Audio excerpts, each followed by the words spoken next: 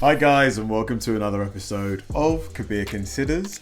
In this video, I'm going to react to the top 10 tourist traps in the USA.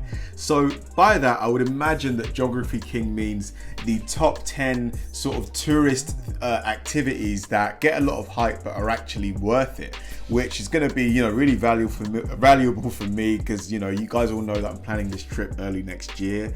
So knowing the things to do will definitely be good. So let's do it.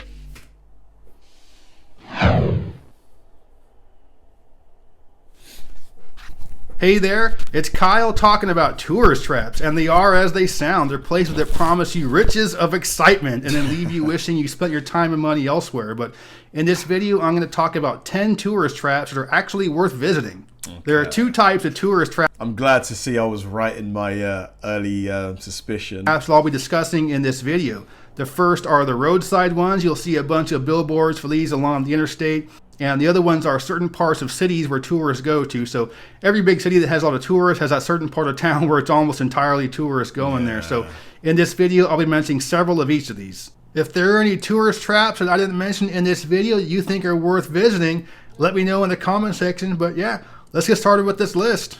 The first is the Meteor Crater in Arizona, and it's not very far from Interstate 40 as you drive across the stage. And I've never actually heard of this, genuinely, but this looks really cool. I do think it's really cool and worth seeing, and it's really hard to give it justice from the photos, but it is just a giant hole in the ground. And when you see it in person, like, wow, something this big hit the earth, and yeah, something this big hit the earth. There really isn't a whole lot to see or do there. There's a little visitor center with some little displays, and basically what you do is just kind of walk around the impact crater, which is pretty impressive, but there isn't a whole lot else you can do there. You might spend... It's insane just to think that, like Carl mentioned, a rock hit the earth with such force to displace so much material. The power behind that impact must have been huge. Pretty impressive, but there isn't a whole lot else you can do there. You might spend maybe 2 hours there tops. I didn't even mention the Meteor Crater in my video about road tripping in the Four Corners area, and I almost did, but the only negative with this attraction, it is kind of expensive. It's $18 per adult and $9 per kid, so a family of four is going to pay, $54 to visit it, so it can be kind of expensive for somewhere you're going to only spend a couple hours at, but, where else are you going to see a giant impact crater? But here, there's literally nowhere else in the U.S. you're going to see it, so I do think it's worth it, even though it's kind of expensive. The second is the Pike Public Market in Seattle, and you've seen video of this a million times on travel shows and stuff, and it's most well known. It's a place where the dudes throw a fish, and if you buy a fish, they'll throw one to you if you want to do that. And what?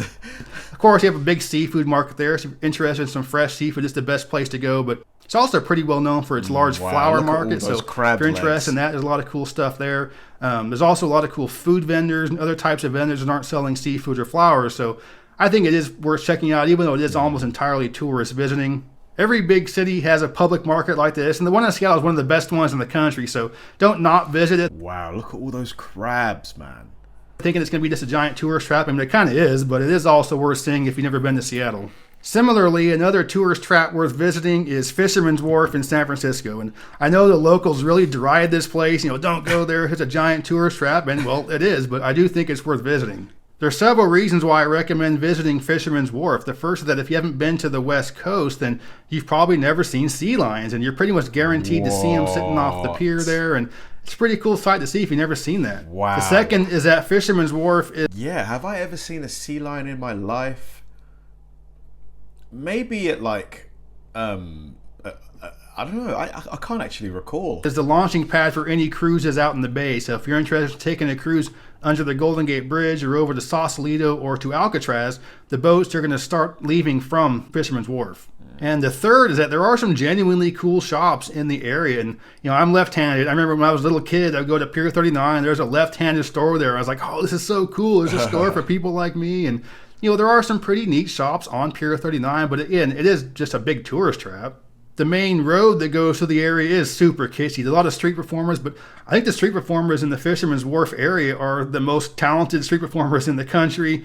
But there is a lot of just trashy stuff on that area as well. But overall, I do think Fisherman's Wharf is worth seeing. It does look like a pretty cool place, a nice vibe, nice summery vibe. Obviously, this does look like summer, so it's not going to be like this year round, but it does have a nice energy about the place. I've been to San Francisco a million times. It's not somewhere I go anymore, but if you've never been there, do make sure you see it.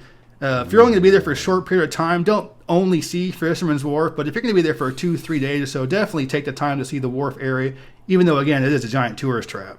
The fourth one I'm going to mention isn't really a tourist trap per se, but it is worth discussing. That's called Russell's Travel Center in eastern New Mexico, and it's literally just a gas station and travel center off of I-40. But why I recommend stopping there is once you go in there, it's more than just a travel center. There's also a classic car museum. So wow. I'm not sure why, but there's a huge collection of classic cars and lots of really cool ones as well.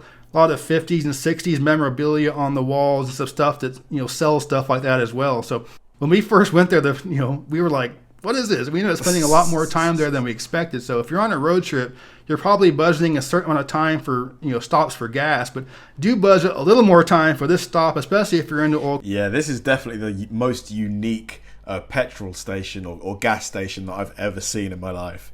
Looks quite interesting though. Cars, because you really might find yourself spending a half an hour or more at Russell's Travel Center in eastern New Mexico.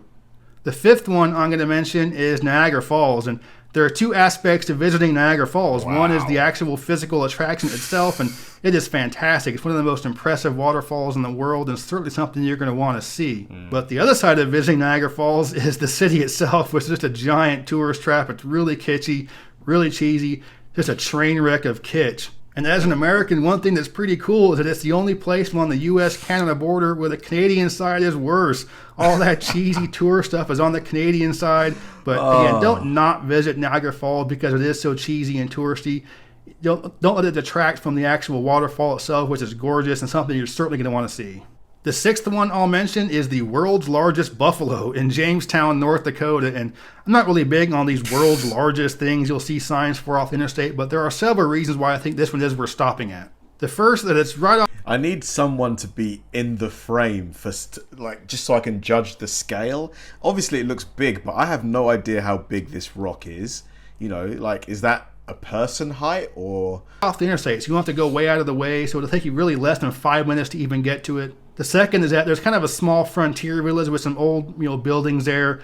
It's not nothing spectacular, but the kids might like it, and again, it is right off the interstate and it's free. There is a small museum there that isn't free, but it does go to a good cause. It's good for buffalo conservation, the people that really are into buffalo and bison research. And there's a chance you'll see a small bison herd and possibly even a white buffalo, but chances are pretty slim of seeing them. But the reasons why the chances are slim are actually a good reason, because they have 200 acres of land to roam around. Oh, so nice. These aren't kept in a small pen, like some of those. Very unique looking animal.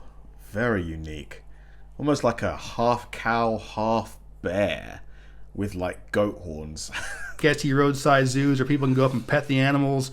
These are pretty good people, so you'll only have a chance to see them if they happen to be near the buildings themselves. And then there's the world's largest buffalo itself. You can take your picture with it. It's pretty cheesy, but if you're... There we go. Now we've got someone to judge the scale of it. And yes, indeed, it is pretty damn big. You're going to stop there, obviously get a picture of the world's largest buffalo, Jamestown, North Dakota. The seventh one on this list is the Corn Palace in Mitchell, South Dakota. And there are a few reasons why I think this one's worth visiting. The first, that it's not very far from the interstate. It's only a couple of miles, so you don't have to go way far out of the way to see it. And it's a pretty cool sight. Everything on the outside of it is made out of corn. So you have these pretty cool murals that change each year depending on the theme of the year. And it's a pretty cool thing to see. Wow, it is made out of corn. That is crazy. This must have taken so long. It's free to go inside. It's just kind of a cheesy shop. There's some corn-related stuff. It's mostly made in China kind of stuff. But, it is kind of interesting to see all this kind of cheesy kitsch. And it's interesting enough, it's also a basketball court. So during the winter, when there aren't many tourists going through there, this is where the local high school basketball team plays. And another reason why I think it's worth stopping at is that when you're driving across South Dakota on I-90, it's a really boring drive going across Minnesota and eastern South Dakota. So you'll probably want a spot to stretch your legs. And so again, you can just go a couple of miles off the interstate, see a pretty funky tourist attraction that's completely free, and stretch your legs a little bit. Yeah, why not? The eighth tourist trap that I think is worth seeing is the Fort Worth Stockyards. And This is just area where you got some shops, and it's kind of some Texas kitsch kind of stuff, but there are some pretty cool shops there as well. You got a cattle drive. Honestly, it blows my mind how wide American roads are. Like, this is crazy. This looks like it's wide enough for like 4 cars. This is like a motorway. Like, over here, you'd only see this kind of width on like the motorway, the highway. It's nuts. There are some pretty cool shops there as well. You got a cattle drive that goes on there. It's not the most realistic cattle drive in the world. The cows look like they just really don't want to be there, because they probably don't. But it is kind of a cool, slice of Texas to see. And if you're in the Dallas-Fort Worth area, I think Dallas is kind of one of the most boring big cities to visit. There isn't really a whole lot to do if you're a tourist, but I think Fort Worth is much more interesting, and the stockyards are a pretty cool sight to see. It's very Texas, even though it is kind of a tourist trap. But just like Fisherman's Wharf, there are some genuinely cool shops there. You can get some really nice boots. How much does a good pair of cowboy boots cost? Let me know. What, like $200? More, less? About that range? Some good hats, and you can also get some really cheesy shot glasses too. But there are some pretty cool things to see. So I do think it's worth stopping at the Fort Worth stockyards. The 9th one I'm going to mention is Old Sacramento, and this is right next to downtown, right along the Sacramento River. It's pretty well preserved. The buildings are in pretty good shape. You got the wooden planked sidewalk kind of thing, and you got the. This looks like a building out of like London. This style, almost like a Georgian style. Cheesy carriage rides, and there are some pretty interesting shops and things there. The food there isn't very good. Really no good restaurants there, but you can take the paddle wheel boat rides. And one thing that's really cool about it is the train museum. So whether you're into trains or not, this is a really nice museum. I do strongly recommend visiting there. It is a very touristy part of town, but I do think it's worth seeing because it's one of the best preserved Old West areas in the country. And let's get real here. Sacramento is the single most important city on the planet because that's where I was born. So that alone makes it the most important city on the surface of planet Earth. But, if you're in Sacramento, make sure you do stop to see Old Sacramento. And the last one I'm going to mention is the granddaddy of all tourist traps in the U.S., probably in the world even. That's Times Square, New York City. We've all seen Times Square so many times on TV and movies. It's almost like we're super familiar with it, the ball dropping New Year's kind of stuff. And, every movie that takes place in New York, at some point, they're in Times Square. And I think a lot of folks that haven't been to New York don't realize that Times Square is the tourist trap part of the city. And it is. It's pretty much all tourists there. A lot of just cheesy stuff going on. You got some really annoying street. I love the hate that Kyle has for like touristy stuff. The contempt in his voice. Performers that aren't like the ones in Fisherman's Wharf that are actually talented. The ones in New York tend to be people dressed up in costumes that'll charge you $10 to take a picture with them. What the hell? Again, it is very cheesy, but it is a slice of New York that you've seen a million times. And if you're going to go to New York, you have to see Times Square, even though it is just a giant tourist trap. So there's my list of 10 tourist traps in the U.S. worth seeing. And, I could do a list of 100 ones that are not worth seeing, but I do think these are pretty cool. And if you're going to be road tripping some of these roadside ones where we're stopping in, if you're going to be visiting some of these big cities, don't not visit these touristy parts of town thinking it's going to be totally cheesy. It is, but it's also a pretty good experience as well. I hope you enjoy. Another fun video from Kyle, aka the Geography King. Out of that list, I would say the 2 biggest ones that I want to see are probably the massive hole where the meteorite hit, and also probably Times Square. I know it's really cheesy, but I've never been, so I'd just love to see it. But yeah, this was a fun video. Thanks for watching, guys, and I'll see you in the next one.